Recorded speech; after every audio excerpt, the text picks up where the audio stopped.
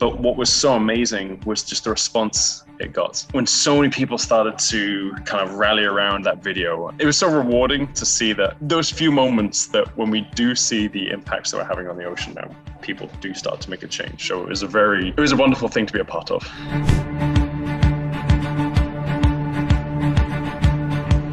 Hello, and welcome aboard another episode of the Captain's Lifestyle Podcast. This is your captain speaking, Taylor Morgan. Before we dive into today's interview, this episode is sponsored by my client, Turtleball. Turtleball is an ocean-friendly beach game for a cause. I like to describe it as basically beer pong in the sand with coconuts. It's awesome. And the best part about it is that they don't use any plastic, not in the game, not in shipping, none whatsoever. And you can find more about Turtleball if you'd like to get a set, which I would recommend with the summer coming up, a sustainable beach game. They also give 10% of proceeds to the Sea Turtle Conservancy, something that my guest on today's show is very passionate about, as you'll hear soon. So if you want to learn more about Turtleball and how you can get one, head over to playturtleball.com or on Instagram at playturtleball as well. All right, now on to today's interview with Dr. Nathan Robinson. Dr. Robinson is an accomplished marine biologist with considerable experience in conducting viral outreach campaigns for ocean conservation. In 2015, he was filmed removing a plastic straw, that's right, the infamous sea turtle plastic straw video, through his nose. And this video has been viewed over 125 million times on YouTube. Moreover, the success of this video has instigated global behavioral change. In 2019, he also recorded the first footage of the giant squid, aka Kraken, in US waters. That's kind of scary. This story has made headlines in over 400 international news sources, including the front page of the New York Times. Nathan, welcome to the show. A pleasure to be here. So, I mean, there's so many places where we could get started, but let's start off with that Kraken. I'm speechless. Let's start off with how that came to be, like what even got you started, like trying to accomplish that. Okay, so there's a bit of a story behind that, and it really starts with an absolutely wonderful person, fantastic scientist called Dr. Edie Widder. And several years ago, back in 2012, Edie had a great idea for how to try to film giant squid. And filming giant squid was this kind of elusive mystery that lots of people had tried. There'd actually been hundreds of expeditions around the world specifically trying to capture this thing on camera. We know it exists, but no one would be able to film it live. And Edie finally figured out, say, the secret to catching the giant squid alive. I say alive on camera. And it was all to do with focusing on the giant squid's eyes. The giant squid has the largest eyes in the animal kingdom. Its eyes are around the size of dinner plates, like the size of a human head. Goodness. Yeah. And their eyes are so powerful that kind of Edie's thought was, when we're going into these deep sea habitats where light from the surface doesn't penetrate, like sunlight doesn't reach down at the depths that we animals live, they're probably seeing the lights that we're creating from our little submarines and our little remotely operated vehicles, like our little marine robots, way before we're able to see them. So she designed this silent kind of marine camera that only used a certain kind of red light, like close to infrared, not quite infrared light. And she basically picked this color because it was a color that giant squid and lots of marine animals can't see, which is really useful because it means we can see them, but they can't see us. So we're no longer scaring these animals away. And she also designed a specific kind of lure that's like bait that's used the idea of a bioluminescent organism that also lives in the deep sea to try and attract the giant squid in close. She tried it in Japan, and the first time she deployed this camera, she recorded the first ever video of this species. Literally within a couple of hours of this camera being in the water, the giant squid kind of shoots out of the darkness, tries to attack that a little bioluminescent lure. And kind of Edie made history that day. Well, fast forward several years, and Edie and I had started collaborating because Edie very much appreciates the combination between science and scientific communication. Like, not just doing science for the sake of doing science, but also doing science that tells a story that gets people excited about the ocean. And that's a lot of the stuff that I do. So Edie and I started collaborating. We took the camera that she used and kind of tweaked it a bit, fixed a couple of things, made it work a little bit better in some ways, repaired things that weren't working too well, and set out an expedition in the Gulf of Mexico. And we didn't know, well, we knew that there were giant squid in the Gulf of Mexico, but it's not exactly a giant squid hotspot. But when you're doing deep sea research, like, the most expensive thing is the boats. So if you have a boat that's available or a boat that's offering you a position, you take it. It doesn't really matter where it is, you just take it. So we went to the Gulf of Mexico, we deployed the camera, and I think we had reviewed about 120 hours worth of footage at this point. So 120 hours of deep sea footage, of which I've got to tell you, 99% of it is nothing. There's a really cool shots. There's a lot of nothing. And then one moment I was actually reviewing the footage in one of the labs on the boats. And it was just that awesome moment when all of a sudden you see kind of like the tentacles creeping in the background. And then when it unveils its tentacles and goes into attack the baits, my heart kind of jumped out my chest. I remember getting up, running over to grab Edie, like speechless, pulling her over. She came back. And as I was watching it, I realized this is it. This is the second time this animal's been filmed. First time it's been filmed in US waters. And it was a really cool moment. Yeah, that sounds incredible. You mentioned that the Gulf of Mexico is not a giant squid hotspot. What are the giant squid hotspots, so I know which spots to avoid next time I'm in the water? Well, so giant squid are actually a lot more, they're pretty global. They're basically found in all the world's oceans with the exception of the polar oceans. So if you want to stay away from giant squid, you go really far north or really far south. But they're in deep waters. As far as we know, they're probably not going any shallower than, say, 200 meters, so like 600 foot or something like that. So unless you're really, really good at free diving, you're plenty safe. So what about those tails of like the Kraken where that's coming up and attacking the ship? Do you think those are mostly fake, or what's going on there? Yeah, they're all, I guarantee they're all fake. These aren't like big brutish animals attacking everything they encounter. And you can even see this in our video. Like, the giant squid comes along, it attacks the bait, and within 2 or 3 seconds, by the time it realizes that the bait that we've given it is just basically a fancy kind of light, it lets go and sleeks away. It's not hanging around, it's not tearing parts off our little contraption or anything like that. These are actually very shy animals, and this is why it took us so long to film them on camera, because they're pretty elusive and shy. They're timid. So this idea that these giant squid are coming up from the deep and tearing apart old sailing boats and things like that is just not true. The only reason these squid will ever be in surface waters, the only reason they'll ever be in shallow waters, is if something's gone wrong. So if they're ill, very old, basically they're dying. That's when they come to the surface. They're not aggressive hunting. There's really nothing. It's not another reason to be scared to get in the ocean. Gotcha. Good. Because I also interviewed the founder of Octo Nation, which is the world's largest octopus fan club.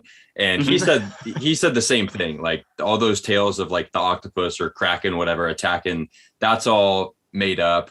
Same thing with octopuses. Like, they're shy. Like, if you see one, they're gonna go away. They're not gonna approach you unless you get one in captivity and they've kind of learned to trust humans. Yeah, and they're very, squid, octopus, cephalopods, like is the name for the group, are incredibly intelligent animals. These are kind of thinking, processing. They aren't ravenous predators tearing things apart. And then they're kind of calculating. So when they see an object, whether they think it's food or whether they think it's just something curious, they don't just come in and attack. They scope it out. They make sure it's safe. This whole idea of the Kraken as this kind of mythic like sea monster really couldn't be any further from the truth. So you mentioned that the giant squid has the largest eyes in the animal kingdom. I believe that Warren, the founder of the Octo Nation, he said that, I believe if I'm remembering this correctly, that octopuses have the best vision out of any animal. Is that correct? Because their pupils are like slanted, kind of like goats, so they can have like 360-degree vision.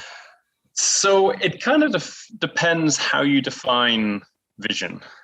Now, because there's different ways to see. Let's put it that way. Giant squid and colossal squid, who actually are separate species, they're around the same kind of size. There's some debate over which one is the biggest. Depends if we're talking about like length or size, but they both have similarly huge eyes. Without shadow of a doubt, they have the most light-sensitive eyes in the animal kingdom. So what I mean by that is they can sense, like, if you walk into a room, turn off all the lights, we can't see anything, right? These squid would be able to see just fine. It would look like day to them. That's what they're able to see. But they might not have the highest resolution eyes. They might not be able to see things from miles away. I mean, you talk about birds and sparrowhawks and falcons and things like this. They've shown that these animals are able to spot. They'll be flying 50 meters above the air, but they can spot a mouse like running through the field. That they have incredibly high resolution eyes, but they only hunt in the daytime because they don't have very good low light sensitivity.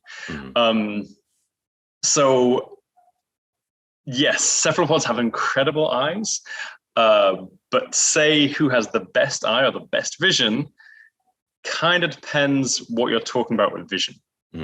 Gotcha. So you also mentioned that they're extremely smart. Octopuses are as well. I asked Warren what he thinks the smartest creature is. I think we agreed on dolphins, but I think part of that is because that they don't, like octopuses specifically, don't live for very long. Do you think that if these species were able to pass on information, that they could become like even more intelligent than they are now? Well, yes. So the squid are definitely limited in this sense, and cephalopods are definitely limited in the sense of they're short-lived animals. They don't have enough time like us or other mammals like killer whales, dolphins, porpoises, things like this, sure accrue like huge amounts of information over a time. But what I think is, I also think when we think about that kind of squid intelligence, and the same actually goes for turtle intelligence in a different way. Once again, it's what is the comparison, right? So squid don't have a brain the way we have a brain. We have a central brain, and 99% of our processing occurs in one place. Squid have kind of one central brain that's a strange oddity. It's actually like a donut-shaped kind of organ, and it's around their esophagus, it's around their neck. So every time they eat something, it actually passes through their brain. It's one of the reasons why they can't eat too much or take really big bites of something at any given time, because they're limited by the amount of space in between their brain. But they have two other brains within their body. But they've also shown that not only in addition to those 3 brains they also have the capacity to kind of process information in each of their tentacles as well. So that, like, each tentacle of a squid, of an octopus, is probably more intelligent than our arms. My arms do nothing by themselves. The only thing that they can do is if you hit my elbow joint, the arm sticks out. There's nothing intelligent going on there. But squid tentacles can actually process information by themselves, which is nuts. That's fascinating. So in some ways, as an individual, they're far more intelligent than us. But in another way, of course, they're not as intelligent. Like, they have no language that we know. At least there's no written language. There's no direct kind of vocal communication, ways that we would often assess intelligence. But in terms of problem solving, they can actually solve problems that we can't solve because of the way that their kind of diffuse brain works. Yeah, good point. It depends on how we're basing intelligence. And as humans, I like to argue sometimes that we're not a very intelligent species, because apparently we're the only species who destroys our habitat, which, with plastic pollution and all types of pollution and, destruction of the environment. So in that sense, we're not that intelligent. In that sense, I actually think some of the best examples the intelligence that we show in that sense about or lack of intelligence we show. It's like bacteria. And I know this is a very crude way of saying it, but you put bacteria in a jar, a closed jar, your little microcosm. What they'll do is there's a ton of food to begin with, the populations will explode. Then they'll run out of food, and then the populations will die off. They won't they won't all join together and make a little team and say, hey, you do realize we only have limited resources here, so let's take our time so that everyone can have their moment. No, they explode, use all the resources, and done. And what I find, yes, somewhat shocking or saddening, I guess, in their comparisons, that's what we're doing. Yeah. We are maxing out our resources. We're kind of hitting this exponential growth. And at some point, we're not going to have enough space, resources to kind of continue. We're seeing the collapse of lots of our ecosystems because of the way that we're treating them. And the big pity is that we are smarter than this. We can talk this through. We can see this happening. So seeing as we can talk it through, we can see it happening, we can see the problems. Why can't we still band together and make those differences? That's like the irony behind human intelligence. Yeah.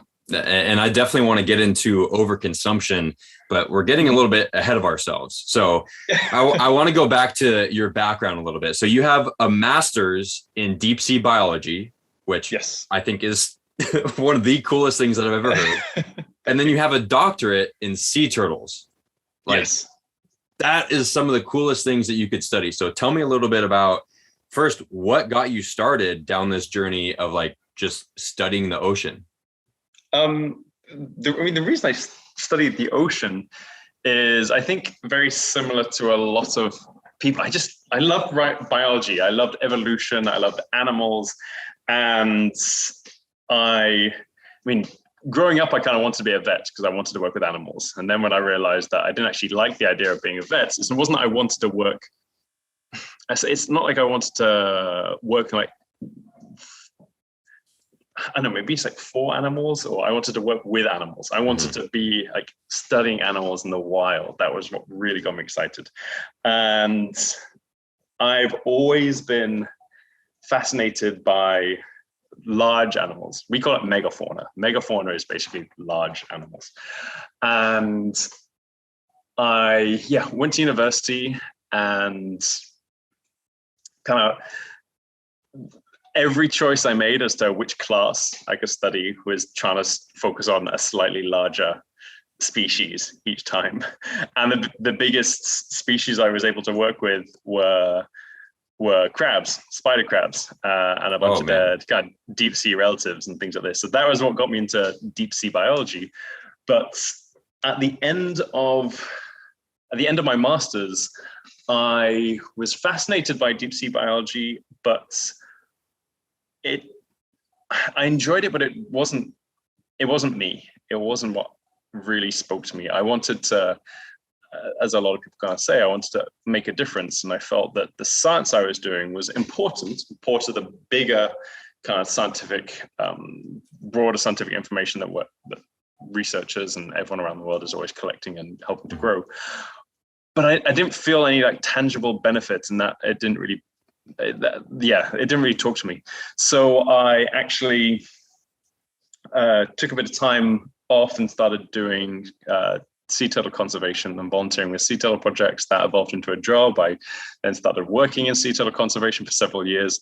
And the reason I loved that so much was because all of a sudden I felt like I was on the front line, actively conserving these kind of species that I dreamt about as a kid and felt like I was making a difference. Every nest that I protected, or every adult nesting sea turtle I protected, felt like I was making an important difference. Every time I spoke to someone about the issues that sea turtle face, I mean, this is back way before, say, the fork video or the straw video or any of that kind of plastic videos. I was already doing presentations for different organizations, telling people about the threat of climate change and plastic pollution and beachfront development. And I felt like I was making a difference. So I threw myself completely into sea turtles. Luckily, managed to find a wonderful supervisor, Dr. Frank Palladino, who took me on to be his student. And then I became a turtle doctor. That's awesome. And then after that, it was just a matter of I'm fortunate enough that I've been able to combine the two. Like I started off deep sea and then went into sea turtle conservation, and now kind of by doing a little bit of both times, I've managed to kind of merge the two back together. So I'm very happy with the way that all turned out.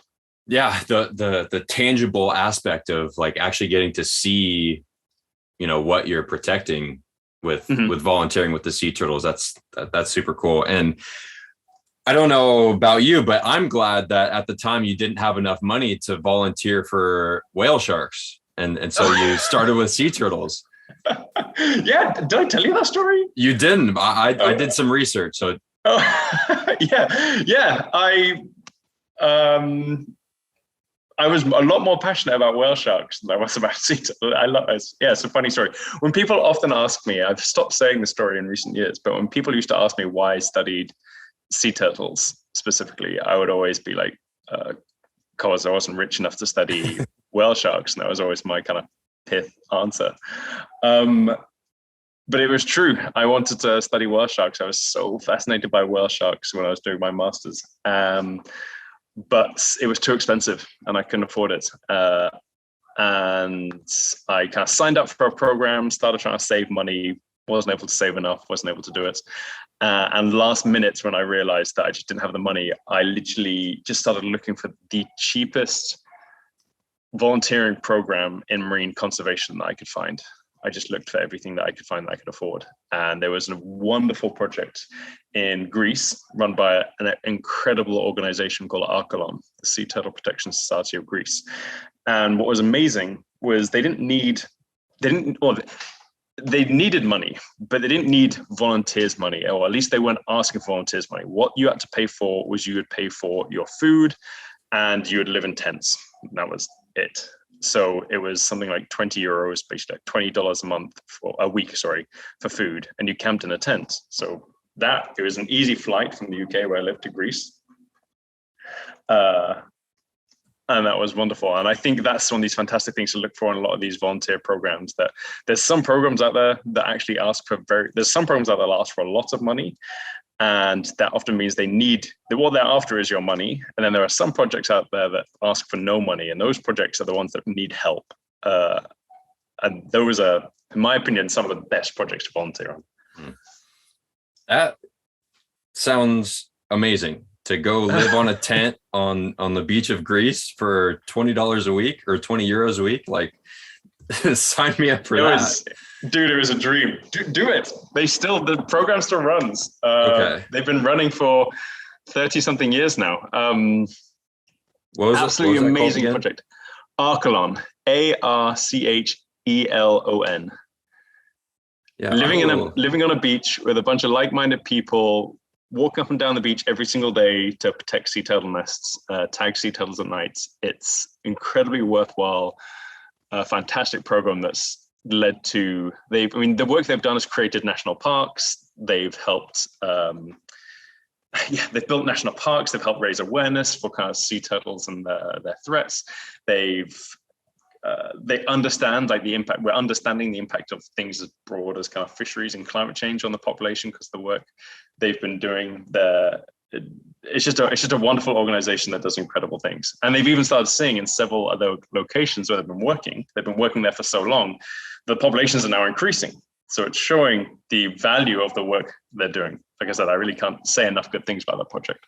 That's awesome. I will definitely look into that. And I know my client Turtleball, like I mentioned in the ad, Daniel, he'll be all over that too, because he's made it clear to me that 6 out of the 7 species of sea turtles are currently either threatened or endangered.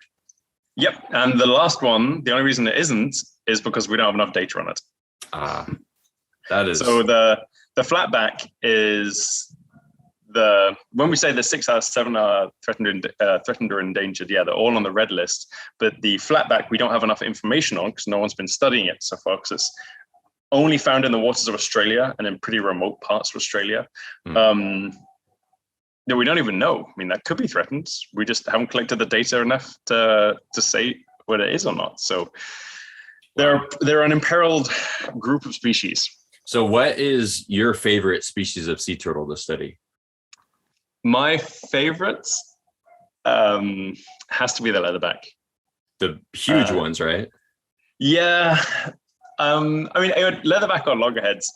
Leatherback's my favorite because they're massive and everything about them is a superlative. They're the longest, they've existed for the longest period of time. They evolved 200 million years ago when there was still kind of T-Rex roaming the world. Wow. They are the largest. They can grow to almost a ton in weight, a couple of meters, like 6, 7 feet in size.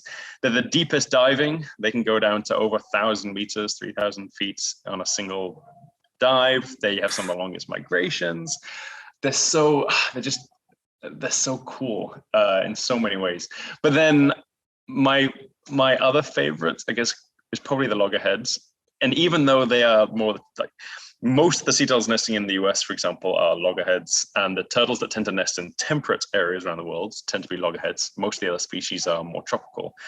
And they're kind of dull in the color. They're kind of brown, reddy, yellowy sometimes. They don't get a lot of attention because they're not the prettiest, but they're easily the grumpiest. They will bite, they'll snap. If you get your hand in the wrong place, they'll definitely have a go at you. So part of me likes just the you don't mess with me attitude of the loggerheads. While the leatherbacks are just kind of a lot more passive because they don't need to, like, no one's going to mess with a leatherback. No. Things mess with loggerheads, and that's why they don't. That's why they've got a bit of a chip on the shoulder. So on the topic of sea turtles, let's get into the infamous video. Mm-hmm. Talk to us about everything that led up to that and then the actual moment itself. Of course. So this goes back to 2015. I just finished my Ph.D. and I was living in Costa Rica.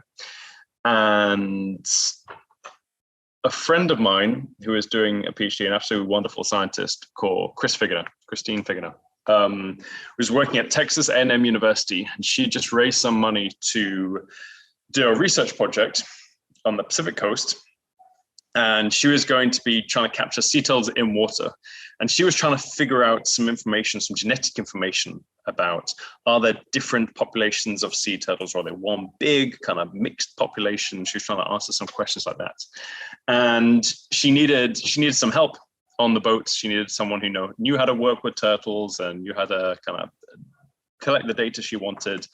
And I had also started to specialize in looking at epibionts. And epibionts are the animals that live on other animals. So sea turtles are kind of encrusted, usually, in barnacles, and they've got crabs, and they have leeches, and they have all this kind of like creepy crawlies living all over them. But what's really cool about those creepy crawlies is you can use them to start getting information about the health of the animal you're sampling. If they've been eating in certain habitats or migrated from certain habitats, they might have different epibionts. So I was doing all this work with epibionts, and one of my thoughts on the cruise was I could use this, help Chris collect the turtles, but at the same time I can be checking each animal over for epibionts and running some of my own studies.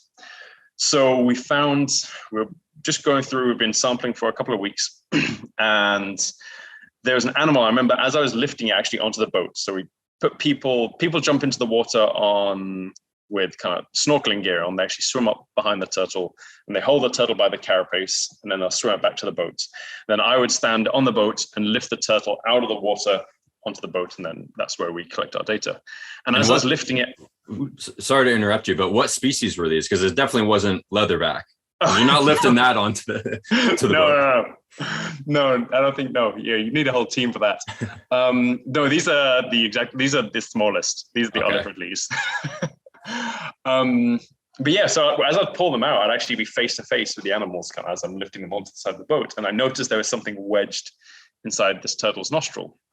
So we got it on the boat, we collected all the data we needed for the study. And at the end, I was like, okay, I'm going to start collecting my samples. And I was like, but I've also noticed there's something in the nose of this animal. I'm going to get out.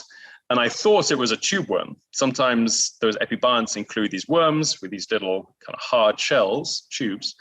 And I thought instead of having it attached to the shell, it got wedged up inside the nose. So I was like, I grabbed my Susami knife, I kind of jumped into action to get out. And I remember Chris being like, no, don't touch anything. Let me get my camera. And I'm like itching, like, I just want to get this thing out. I just want to get this animal back in the water. That's how my mind works. Like, just save the animal back in the water. And Chris was like, no, we've got to film this. Because this was back in 2015 where everything wasn't filmed for social media. Yeah, yeah. This is like at the beginning of, like, we didn't have smartphones. I don't think any of us had a smartphone at that point. Chris just had a point and click camera. And one of the really cool thing is the video cuts out, I don't know, 4 or 5 seconds after. I think I pull the straw out, and then you hear Chris in the background saying, show it to me, show it to me, show it to me. And you see the straw for like maybe 2 seconds, then the video cuts. And that was actually Chris's camera running out of battery. That wasn't end of the photo. That was no more battery. But yeah, so we moved this item. And then as we got it out, we realized that it wasn't a chew worm. It was actually a plastic straw. And then there was just this strange kind of, it was just a very strange feeling of, we'd actually, myself, Chris, and a bunch of other people we were working with, had actually the night before been to a restaurant, ordered a couple of drinks. I think some of us had received straws in our drinks, and we were sitting like talking that evening, the night before this all happened, about, isn't it ridiculous that we have straws? Like, it's completely unneeded. It was just, I don't know, a glass of water. It doesn't need a plastic straw. Now there's one other plastic item that, even if we go back to the restaurant, even if they throw it away, it's just going to end up in a landfill. And then actually seeing the actual real world implications of not properly disposing all our waste and using all the single use plastic items was a lot. And I was kind of more hesitant to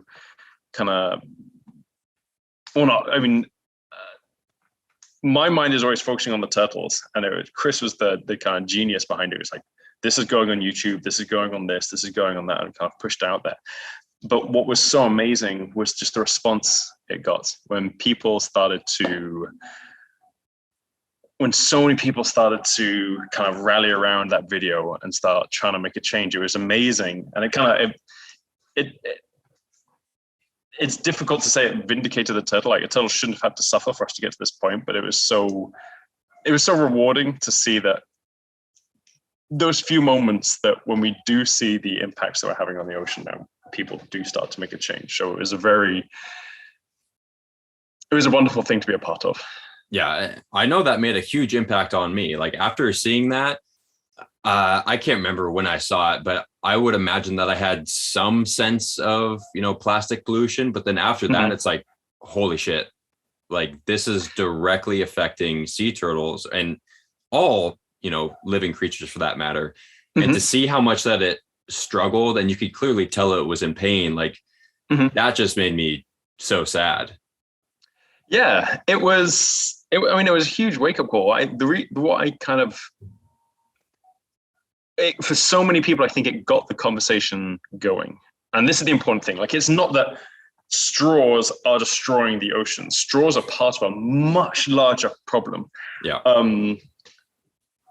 But the beauty, in my opinion, about the video is just it got people thinking. It actually got people being like, hell, wow, something so mundane as a plastic straw that I've never even thought about in my entire life. It's small, you can buy hundreds of them for whatever, a couple of dollars at the supermarket, something that we've never thought about the consequence of buying and using a straw.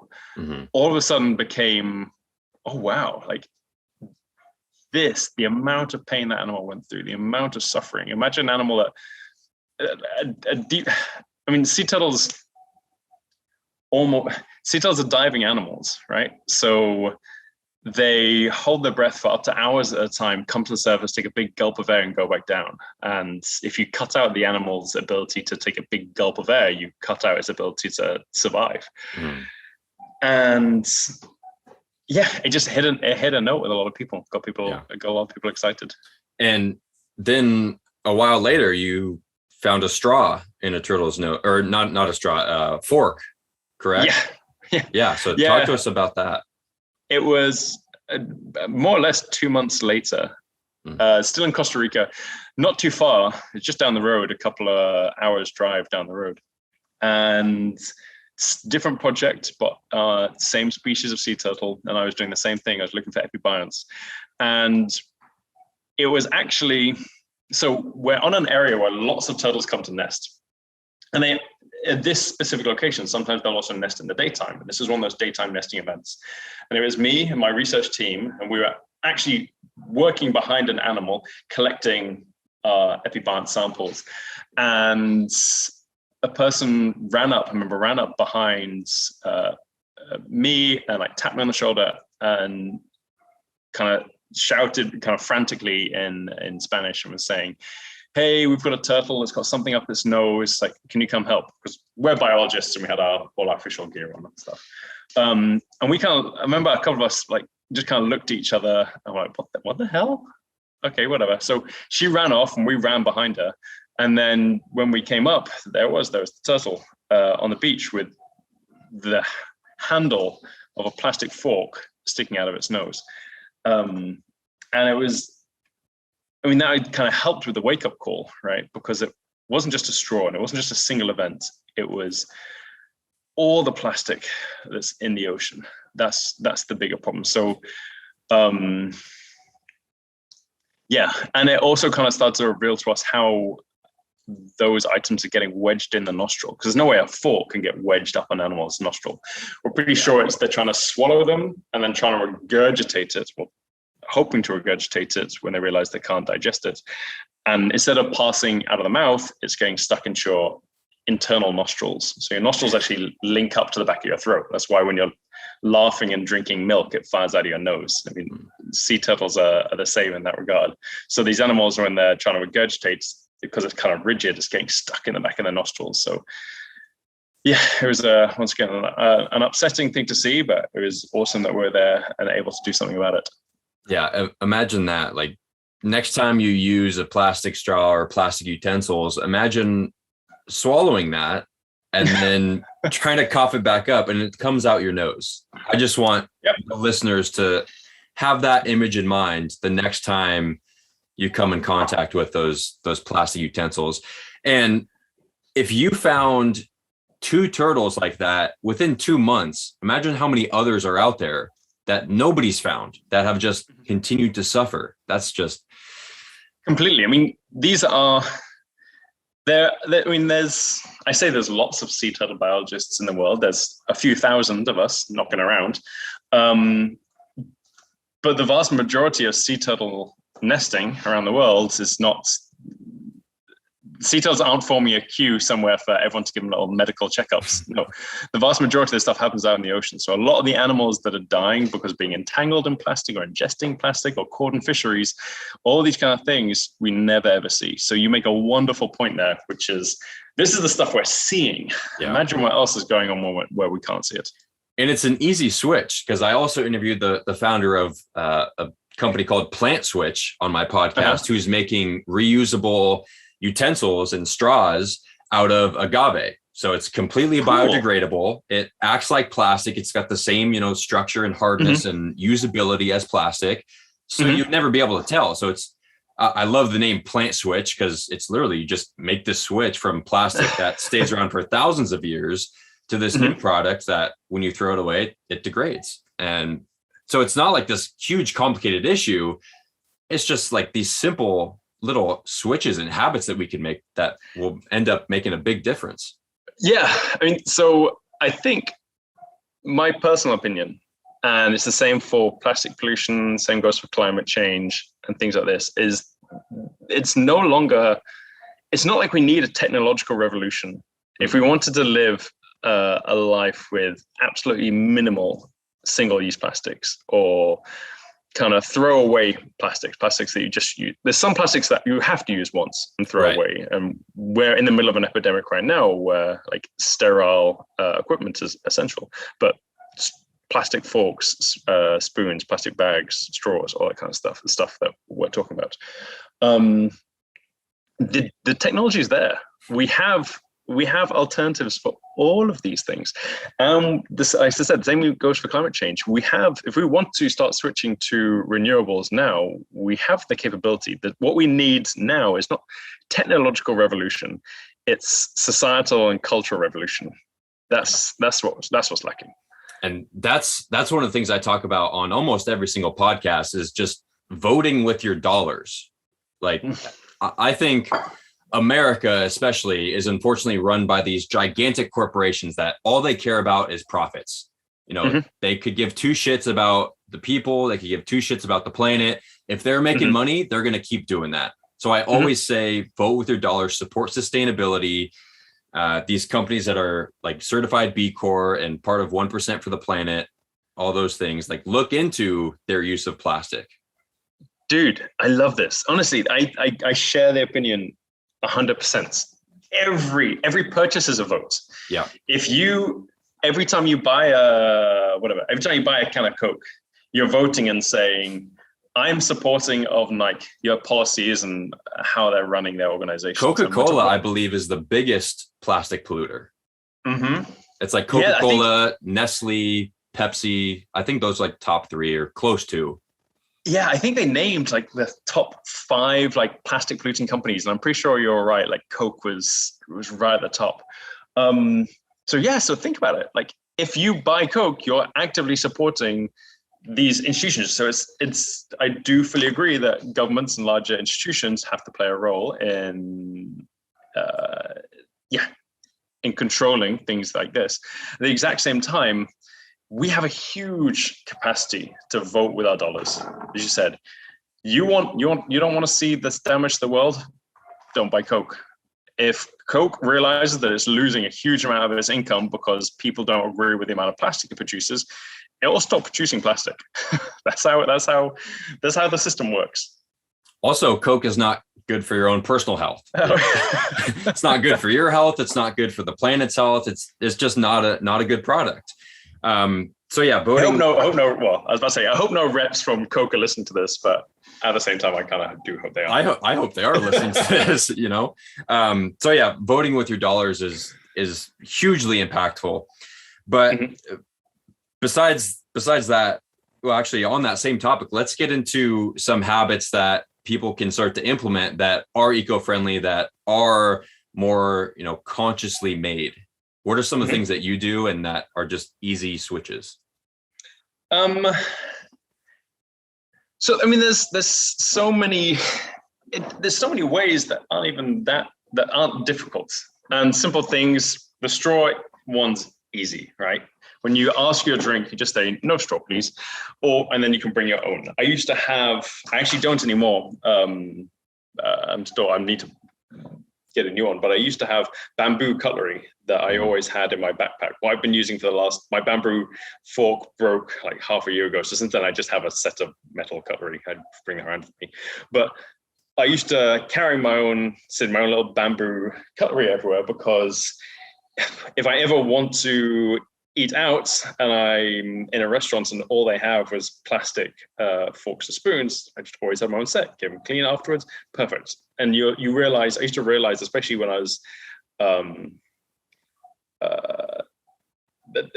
living, say, a more mobile life than I am right now, back when I was doing my field work, and you're often traveling between different places, you're eating at bus stops, you're like on eating at bus stops, eating on trains, eating all these kind of stuff, or having the capacity to have your own knife and fork. It was amazing. Think of them every single time you use it, you're saving a knife, a fork, a spoon, and the plastic container all comes in. Biking is amazing. Walking, like just remembering that for not all of us, of course, but there's lots of different ways that we can start to reduce, say, vehicle use. Carpooling is wonderful ways. I mean, the amount of pollution that comes out of like unnecessary pollution when you have people driving basically the exact same route, but everyone takes their own individual cars. Flying less, public transports, using reusable bags. Make sure when you go to the supermarket, bring a backpack. You don't need to take 4 or 5 backpacks with you. 4 or 5 plastic bags with you. When you go and get your groceries, there's now opportunities to have, instead of having to always put your fruit and veg or your groceries in individual plastic bags, there's so many options now where you can buy a reusable plastic bag, a reusable mesh bags that you just go, you put your fruit and veg, you zip it up, you give it to the person on the counter, done. The ways are endless. And there's And I think the key is that we all need to play a part, but we all have different lives. And there are some people in this world where when I say drive less, there are some people that can't drive less. They need to drive to support their family, to kind of keep their jobs, for whatever they need for their health. It's a non-negotiable. The key is looking at our own lives and finding all those areas where we can make an impact and we're willing to make that sacrifice and making those changes. And I do think if we all start to have a little bit more reflection about the lives we're living and how we can minimize our plastic consumption, our CO2 use, all those kind of things, like whether you need the air conditioning on 24/7 or you can just open a window, like decisions like these do start to make a huge difference. Mm-hmm. And it just comes to being mindful of your impact. Yeah. I think so many people just they're just not even conscious of the fact that, whether it's their buying decisions or their daily habits, like, I don't think it registers like the impact that it is having. And if somebody tells them it's like, oh, well, it doesn't make that big of a difference. Like, it's just me doing that. It's like it's just a small impact. Like, if everybody did that one little small thing, like if everybody switched to reusable cutlery, if everybody bikes to work, if everybody got reusable bags, that is a huge, huge difference. These small little changes add up to big changes. So if you think it's like too minuscule to implement to make a difference, that's not correct. Like, yeah, I often don't, and personally, I don't like the argument of it's such a small impact. Like, I'm one person. If I don't use a straw and everyone else here uses a plastic straw, if I don't use a bag, but 1,000,001 other people per day use plastic bags, I don't like that as an argument. I don't quite get it, because if you actively want to see a healthier ocean, one plastic bag less is not much, but it's still a healthy ocean. You haven't left your light bulb on for kind of 10 minutes, or when you don't leave your air conditioning on in the house when you're at work or something. You only turn on when you get back, if you use it at all. Like, it all makes small differences. And just because we can't say like, right, all we need to do to fix the world now is everyone needs to do these 3 tasks and the world's fixed. No, it's a complex system of small changes. We'll never probably ever have a natural world that's entirely natural. At some point, we'll hopefully be able to get to a point where we have to come up with a balance. Like, how much is human land? How much of it do we just let be nature? How much do we use for agriculture? These are all decisions we have to make. But it's all it's not as black and white as, well, there's no point in me doing it if everyone else over there is doing something else. No, it still makes a difference. It's like voting, right? Yeah. It's saying like, when you vote, this whole argument that, well, my vote doesn't matter. There's 1,000,001 other people to make a difference. 1,000,001 people can vote, and that's mine's just one number. So if you win by more than the person you're voting for wins by more than one vote, my vote didn't make a difference. No, that was you making a statement in support of the, say, political system or the ideology that you believe in. That one difference, it's a small difference, but it's a difference. Yeah. And yeah, I always make that point, because I know I hear this argument all the time, and I don't think we should look at life or look at like our ideals or what we want in the world in terms of, well, it's not going to make a difference, so I'm just not going to try. No, even a small difference, if it's important to us, a small difference is important. 100%. And this is my mission with the Captain's Lifestyle, is to ideally help create a world where humans and Mother Nature not only survive, but can thrive synergistically. That's the ultimate vision. I don't think we're close now, because I think we're going a little bit downhill, unfortunately, but things are changing. And that's one reason I love hosting this podcast, because like you mentioned, the alternatives are out there. We just need to get them a voice. We just need to get the message out. Yeah, and to kind of loop back to we were talking about Archelon earlier, and there was Archelon. Actually, when I first started working with them, they used to sell T-shirts, and that was one of the ways they used to raise money to conduct the sea turtle work they did. And they had a T-shirt with a sea turtle on the front. And we've all seen 1,000,001 T-shirts with sea turtles with that "Save the turtles, no straws," blah blah blah, like, or the usual. The usual phrases that we're talking about when we use conservation. And what they had written underneath, which I still think was one of the best kind of conservation messages that I've seen, it said, "We can live together." And it wasn't an idea of, so the turtles nest on beaches in Greece. And most of these beaches, not all of them, so there are some that are completely protected, but lots of them, there are people that need the revenue of these beaches to make a living, and we're not going to turn around and say no one can live on beaches. So can't we come up with a way that sea turtles can use these beaches and be completely undisturbed at night and lay their nests in peace where they can be protected? People can also enjoy these beaches in the exact same way. And in fact, I think the presence that there might be the occasional sea turtle nest cropping up here, there, and everything actually brings even more joy to kind of like your day at the beach. And I just love that as a message. Like, can't we all live together? Like, yeah. Isn't this our goal? Isn't this what we're aiming for? Like, it's not a negative message. It's a wonderfully positive message that we should be aiming towards. Absolutely. We're coming up on time here, but I really want you to tell this story on the show because, well, you'll see. So briefly cover the time when you swam with 6 humpback whales. You've really done your research, dude. I'm super impressed. This is amazing. Okay, so this is back when I was living in Costa Rica, and a friend of mine used to run a sport fishing day trip service.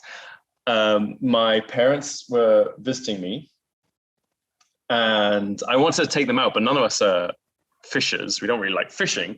So we thought, wouldn't it be wonderful to just go up and down some of the beaches where I used to work for sea turtle protection, just so we can see like the area from the ocean, because we always see it from the land, because we're walking up and down trying to find sea turtle nests, see from the ocean.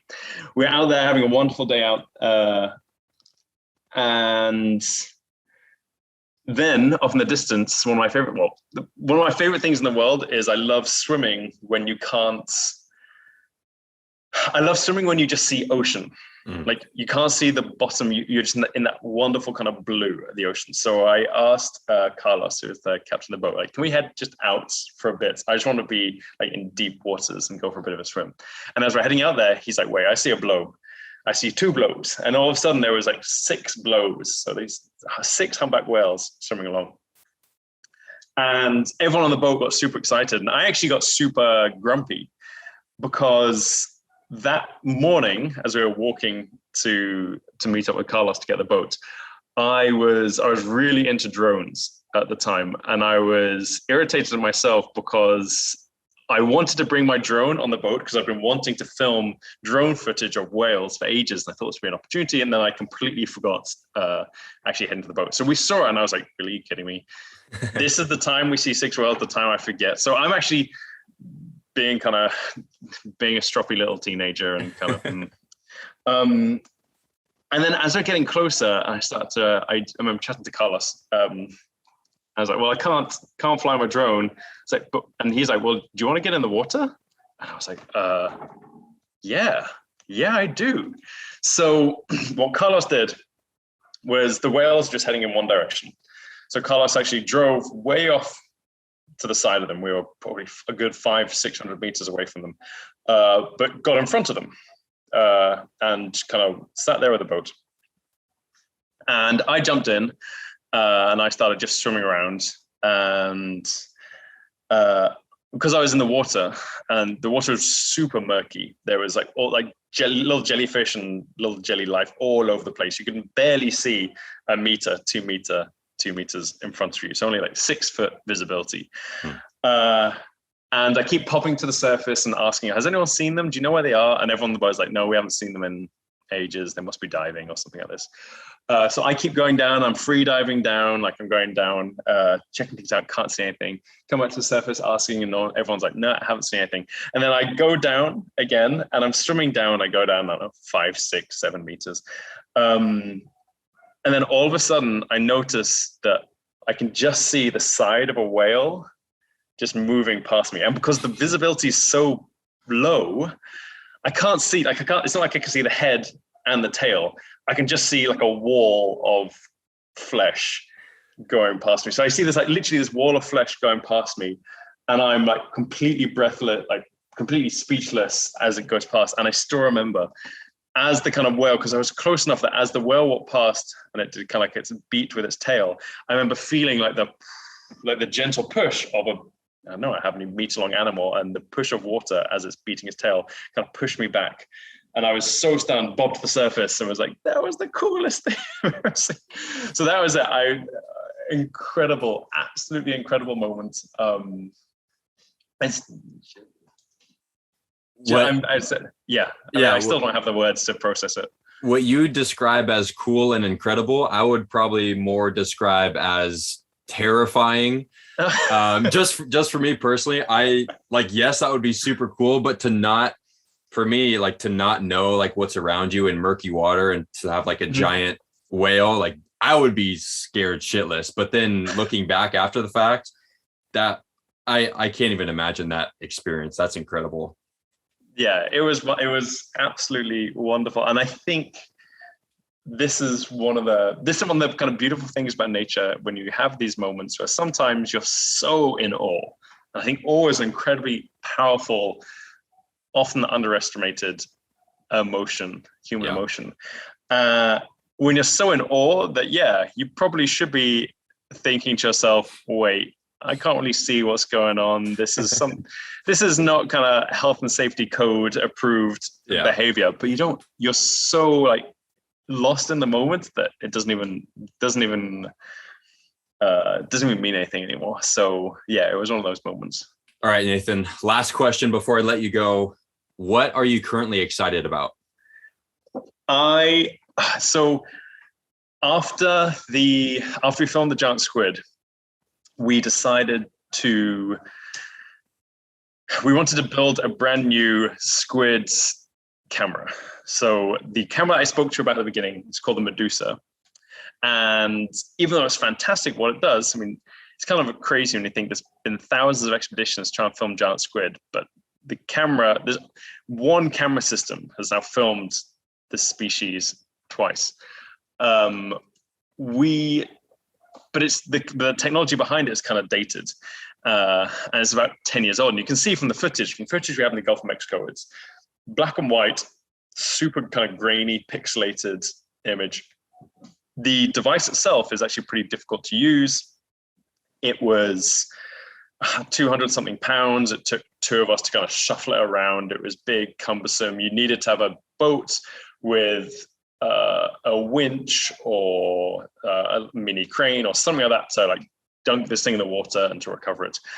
And we knew that technology, camera technology, has increased so much in the last 10 years. We knew we could do this whole thing so much better. And I often think about the difference between like this camera first came out when like the first GoPros came out. So if you think of like the GoPro 1, which is 1080p batteries last for this, versus the GoPros now that have self-stabilization, 60 frames per second, even better battery life. What's it called? 4K screens on both sides. Like this is the difference that we're talking about. So we raised money through several organizations, and Ocean X was one of them who donated a great, very helpful amount of funds to support this endeavor. We built the next generation of the Medusa. It's called the Angler. It's 4K footage, incredibly low light camera, like to the point of, we've even tested this. We've like sat in rooms where we've turned off all the lights in the rooms, and you can still hold the camera up and basically navigate with the camera, because the camera can still see in an almost pitch black environment in a way that the human eye just thinks it's nothingness. The whole kind of camera container housing system weighs about 20 pounds now, so around 10 kilos. It's so small that we actually have our own deployment system. We no longer need a winch on a boat. We actually have a mini winch that chucks in a backpack that you can use to deploy this thing to whatever depth you want it to go at. So the whole idea was to work towards this step of increasing eyes in the water, but also trying to increase inclusivity in kind of ocean exploration. Because we have a device that is small and portable enough that it can be deployed from any size boat, you no longer need to be on a big how many foot yacht to be able to do deep sea exploration. You can actually go down out in your rib or your small little panga or your small little boats. As long as you can head into deep waters, you can start deploying camera systems like this and getting some pretty amazing footage. It's a lot more accessible, let's put it that way. I can't give you too much details. We just came back from an expedition, our first kind of expedition with the camera system, got some wonderful footage, and there's a lot more footage that we will hopefully be collecting in the next couple of years. We've got some, as I said, I can't give too many details, but there's some pretty exciting places that we're going to head to try to film the giant squid and some other big squid. I'll say that much. Oh man, you're just teasing us now. I do. I wish I could. Well, half of it is because it hasn't been done yet. So I don't want to be like, we did this if we haven't done it. Yeah. But I promise you there'll be some cool footage coming out in the next couple of years from this, from the new Angler camera. Oh, awesome. I'm very excited for that. And I was very excited for you coming on the show, and you did not disappoint. That this has been fascinating. All these things that I've learned, getting to know your story. So Nathan, thank you so much for coming on the Captain's Lifestyle. Oh, absolute pleasure. Taylor, you've been a wonderful host. You definitely did your homework. No one can fault you on that. Wonderful stuff. Yeah, I love the show, and thank you for inviting me. It's been a ton of fun. Thanks, Nathan. All right, guys, everything that Dr. Nathan Robinson and I discussed on today's show will be available in the show notes, including all of the viral videos, the straw removal, the fork removal, and the famous Kraken footage. And just to remind you, this episode is sponsored by my client, Turtleball. Again, it's an amazing beach game for a cause that supports sea turtle conservation. So go check them out at playturtleball.com or at playturtleball on Instagram. And don't forget, live the Captain's Lifestyle. Peace.